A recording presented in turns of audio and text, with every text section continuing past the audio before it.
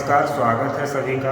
आज हम लोग अध्ययन करेंगे डीसी मोटर के बारे में कि डीसी मोटर की कार्यविधि कैसी होती है। तो सबसे पहले तो डीसी मोटर के ये पूरा हमारा रोटर खुला हुआ है।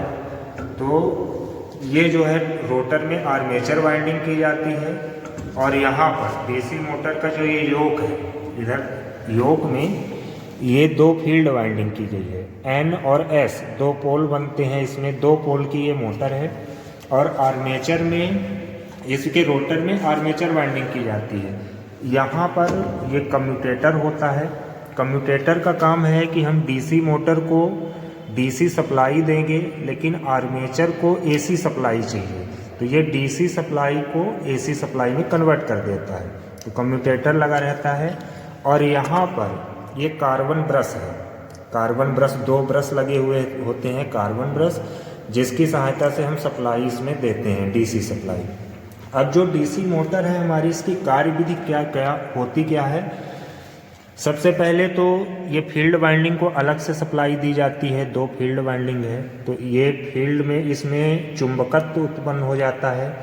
एन और एस दो पोल उत्पन्न हो जाते हैं और आर्मेचर में भी करंट, जब विद्युत धारा उत्पन्न होती है तो ये भी एक मैग्नेट बनाता है।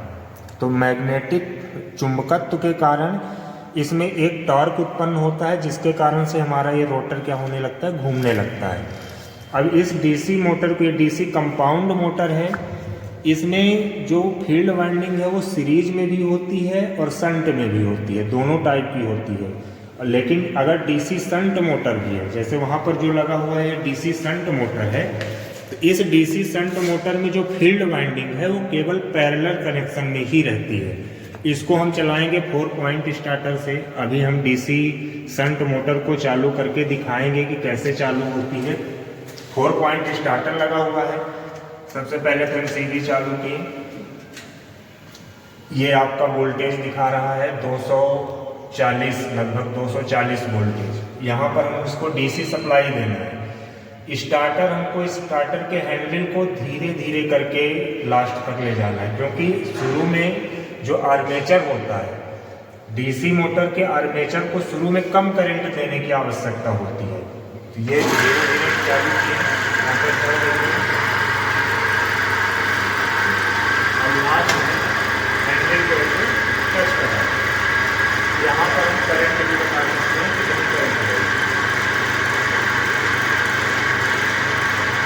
अब इसको 4-5 करने के ये हैंडल अपने आप नीचे चलाएगा, एनवी कॉइल से कनेक्टिंग टूट जाता है। ये हमारी डीसी शंट मोटर है, ये डीसी कंपाउंड मोटर है, जिसका पूरा अंदर का, और ये जो है फ्लेमिंग के दाएं हाथ के नियम के अनुसार से हम इसकी मोशन, गति क्या है वो भी समझ सकते हैं। तो जैसे दाएं हाथ का जो रूल होता है, यहाँ पर ये डायग्राम भी बना हुआ है। दाएं हाथ का नियम इस तरह करेंगे दाएं हाथ को, तो ये वाली जो उंगली होती है ये फ्लक्स की दिशा को बताती है और ये वाली उंगली जो है करंट की दिशा को बताती है।